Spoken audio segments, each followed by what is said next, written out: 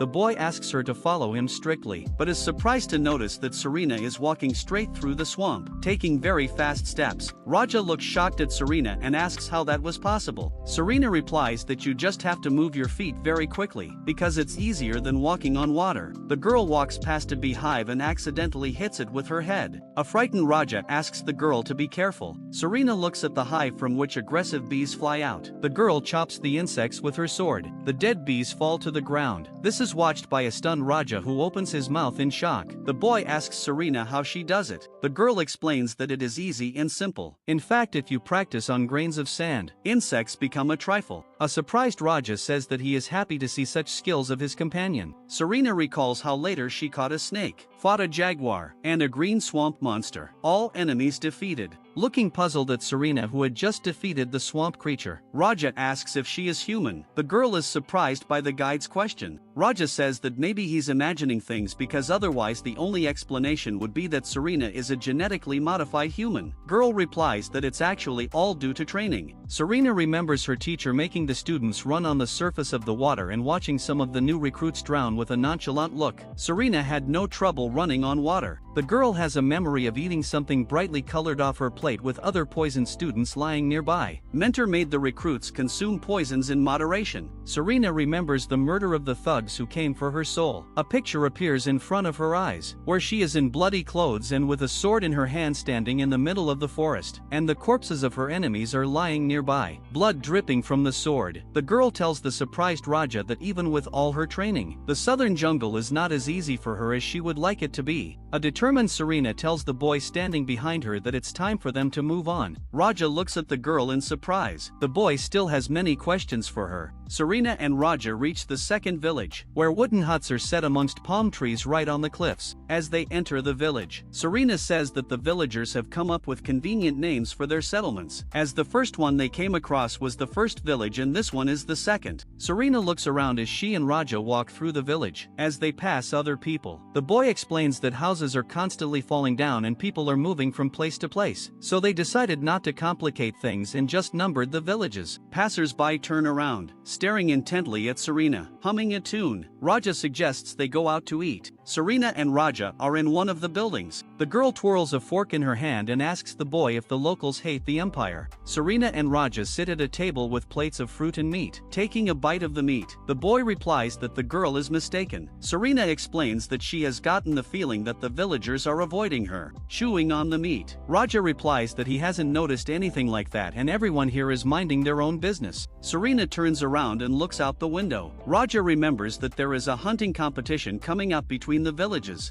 Through the window the girl sees the locals harvesting logs. The boy explains that this is the greatest competition among all 5 villages. Serena sees men and women creating a new structure out of logs. She begins to realize what all the fuss is about, placing a bone on the platter. A pleased Raja asks if Serena would like to participate in the competition competition and explains that there are no special requirements for participants. Clutching an apple in her hand, Serena says she will refuse. The girl thinks that it's a pity she can't participate in the hunt, but she has no time for it at all. The heroine realizes that her only goal is to restore her family's reputation and create a combined swordsmanship technique, biting into an apple. The girl thinks about the fact that a hunting competition in a remote village will obviously not help her achieve her goals. While Serena is chatting with Raja, someone is watching her. Lurking around the corner of a house with a spear in hand, a local warrior girl glares angrily at Serena. Raja informs Serena that they have arrived at the third village. The travelers look around and see that they are in front of an obstacle. They examine the entrance, which is littered with trees. Raja is surprised and wonders what could have happened here. Serena hears a strange sound indicating a battle and grabs her sword. With a sudden movement, the girl pulls the sword out of its sheath and asks Raja to wait for her here. The surprised boy doesn't realize where Serena is running off to. The girl uses the battle flame technique, her sword bursting into flames. Serena swings and strikes the obstacle. The girl looks carefully at the village, the view of which opened up after the obstacle was destroyed. A fire blazes around Serena. The heroine sees a terrible picture. Murdered people piled on top of each other. Serena is stunned but takes a step, walking into the village. The girl sees dead people everywhere. All of them have been brutally murdered. Serena covers her mouth with her hand in horror when she sees a bloody man in front of her with a machete in his hand. There are several dead bodies next to him. The girl is shocked out of surprise, but the man notices her. A demon with a bloody mouth is standing over a corpse and holding a human heart. Serena looks at him without moving from her seat. The girl sees a heart in the man's hand with blood dripping from it. The demon devours the heart. Serena gets angry and suddenly attacks the demon. The man manages to easily deflect the sword blow. He quickly jumps backwards away from Serena. The girl is eager to destroy her opponent and heads towards him. The smiling demon licks his bloody machete. Serena stares at the man in shock. She is amazed at how huge his knife is and remembers that the demon uses this weapon to cut people open, which means it can chop bones as well. Serena remembers Harva telling her about the evil spirit Sha'ada. The girl recalls how the guy said it was a ghost that eats people's hearts. Then Harva showed the scar left by the monster, which is proof of its existence. Serena grips the hilt of the sword tighter with both hands. She realizes that it is definitely a Sha'ada. The girl says that she is Serena and promises the demon that today he will be punished for all his sins. The demon raises its head and smiles evilly. Sha'ada abruptly lunges at Serena with a machete. The frightened girl blocks the blow with her sword. A battle begins between Serena and Sha'ada, who smiles as he tries to kill the girl. Serena swings around and strikes, but her opponent manages to dodge. With a machete blow, the Sha'ada wounds the girl's leg. Serena cringes and cries out in pain. The girl tries to immediately retaliate, but the demon does a backflip.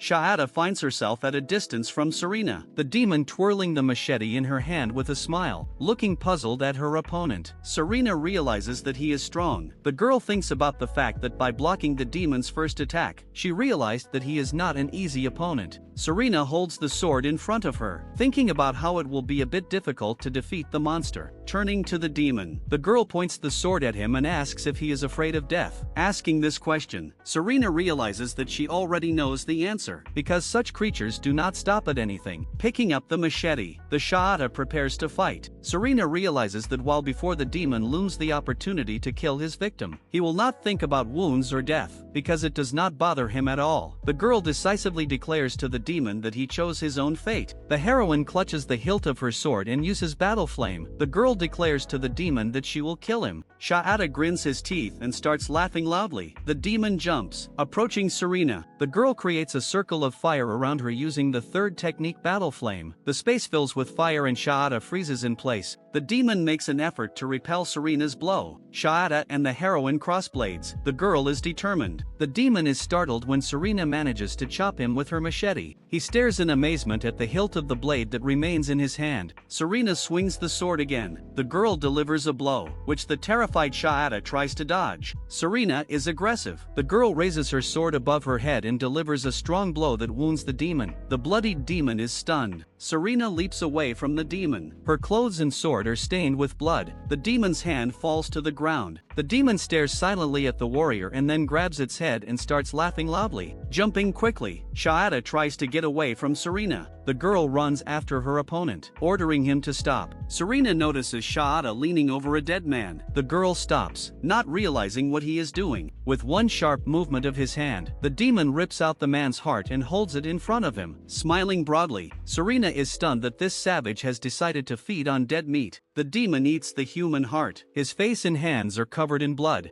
Shahada's severed hand begins to grow back. The heroine is amazed at what she sees. The monster's hand is completely restored. The girl does not understand what kind of magic it is. Serena looks at the demon in surprise, realizing that he used neither holy nor demonic powers. Shahada smiles looking at Serena. His arm is fully restored. Serena tenses. She stands still, not moving. The girl imagines Shahada as a black demon and realizes that this thing is not human. Serena's wounded leg makes itself felt. Putting her sword out in front of her, the girl asks the demon what the hell he is. The demon is about to introduce himself, but at that moment Raji's voice is heard asking Serena how she is doing. The girl and the demon turn around. A smiling Raja is standing not far from them. The boy says that he seems to be interrupting and realizes that he has to run away from here. The demon leaps up and grabs the boy and runs away with him. Serena calls out to Raja in a panic. The boy asks to be saved and doesn't realize where the demon is going to take him. The demon points his hand in the direction of the village and tells Serena, "Girl, village," moving with quick jumps. Shahada hides with Raju, whom he is holding on his shoulder. Serena asks to wait, but fails to catch up with the demon. The girl is frozen in place. She is shocked that Shahada took a man hostage. The heroine grabs her head, realizing that the things and food he took too. Serena remembers that the demon mentioned the village and hides the sword in the scabbard. Deciding there is no choice, Serena runs into the jungle. Taking a step, Cain is struck by the picture that appears before his eyes. He and his guide find themselves at the entrance to the village where Serena fought the demon. Cain and a terrified Harva and his backpack walk through the village. The man asks the guide if there are any gangs here that could have left such a thing behind. Harva confidently says there is no such thing. The travelers see a mountain of human bodies in front of them. A terrified blue-eyed Harva hides behind Cain's back. The man decides it's something else. Harva stands still and Cain approaches one of the dead people. The man knows that seasoned villains must be adept at following the trail left by their kind. Cain takes a seat next to the corpse and holds his hand over it. He realizes that all these people were killed by one man and he did it with a sword. The man touches the victim's wounds and doesn't understand why the killer needed to bite these people. Cain sees teeth marks on the body of the murdered man. Looking around, the hero notices signs of a struggle on the ground and realizes that there was a confrontation here. He examines the crumpled grass and traces of blood, and then concludes that the opponents were of equal strength. Cain concludes that this cannibal monster is on par with his opponent only because of its cannibalism. The hero says it smells like this place. Harva concludes that it's a corpse odor. Someone asks the travelers if they are from the organization. Cain asks who is addressing them. From behind one of the houses, a girl with black braids, blue eyes, and wearing traditional clothing comes out from behind one of the houses. The girl says her name is Aisha and she has come from the last village to escort the guests. Cain and Harwa follow the girl. The man realizes that she chooses the road 100 times better than his hapless guide. In one village they put flower wreaths on the heads of the guests. In another village they are presented with lots of food. Cain doesn't like the fact that they are welcomed in every village. Looking at the back of the girl walking ahead, Cain thinks he is uncomfortable with her presence. Harva begins to look around. Cain takes a sniff, cringes, and realizes he smells strongly of fish. The man grabs the guide who decides to run away by his backpack. The guy begs Cain to let him go about his business since the man has a new guide. Cain is angry, not understanding how dare the guy stutter about it, since he clearly said Harva would be with him the rest of the way. He says the guy is like a dead fish on his hook, and Cain is a fisherman, so he's needed to stay put and watch the hook. Harva apologizes fearfully. Aisha smilingly informs the travelers that they have arrived. Cain is still holding the boy, lifting him by his backpack. The man warns that he will keep an eye on the boy. Aisha leads the travelers to a large house with a thatched roof. She looks inside and informs Mr. Durka that the guests have arrived. Aisha invites the travelers to enter the house. A man with a hookah pipe in his hand invites the dear guests to pass. Harwa, Aisha and Cain sit in front of the head of the village. The hero says he is honored to meet such a man. Harwa is puzzled and does not not understand what is going on here. A man with a shaved head, earring in his ear and wearing an orange robe smokes a hookah and replies to Cain that he should not be flattered as he has only a small influence over people. Mr. Durka asks why Cain is here. Hero realizes that his interlocutor is being sly, as he already knows the answer to his question. Cain says that the organization has offered Mr. Durka to join them. Harva is shocked by what he hears. Hero decides that a newcomer could have been sent on such a mission. Mr. Durka asks if the guy wants him to comply. Cain says that if he refuses he will be in trouble. The interlocutor finds the man's suggestion amusing. Lighting up, Mr. Durka says he has something to say first. Cain asks what it is about. While the guests are looking at the colorful surroundings of the room, Mr. Durka tells them that recently a beast went on a rampage in their territory. Cain does not understand what beasts have to do with it, as there are many of them here. Mr. Durka explains that the claws of the beast are very ferocious. He says with a smile that if the guards fall, the village will be in danger. Cain looks at his interlocutor with a skeptical look. He does not understand what so terrible can be afraid of an old man who has been eating snakes all his life. The hero thinks about the fact that if the old man tells about such a thing to him, then they have no defenders of their own. Cain remembers the village where the ogre was wielded and realizes that a strong warrior was involved in that battle. Mr. Durka says that it all started while he was negotiating with them. He is glad of this coincidence. Cain is puzzled. He sees that the old man will make a villain, and understands why the organization needed him. The hero asks what Mr. Durka wants, but in his heart he panics, realizing that the negotiations have failed and is angry with himself, realizing that he should have threatened him right away. Mr. Durka asks Cain to take care of a problem in the village. The hero asks what kind of threat it is, but the interlocutor answers evasively. Cain agrees, but in his heart he is angry that he has to get his hands dirty here. Smiling, Mr. Durka says that he has poor eyesight, so he won't be able to tell the difference between the guest and the beast. Being in the smoke from the hookah, Mr. Durka says that there is no point and the chance of Cain's death will be the highlight of this hunt. The landlord suggests Cain to enjoy tonight's banquet as tomorrow they both will be busy. Cain and Harva run away from danger in the jungle. The man doesn't want to deal with a crazy old man who is thinking of ways to skin him. Harva tells the man that he seems to have screwed up big time. Cain demands that the guide shut up and explains that he didn't do it on purpose. A chain with a hook appears behind the fleeing travelers. The terrified Cain and Harva jump aside. Harva closes her eyes and calls loudly for mommy out of fear as the hook pierces the ground. Cain turns around and sees the warrior girl who was watching Serena in the village. The girl lands next to the travelers after a jump. Cain jumps back frightened.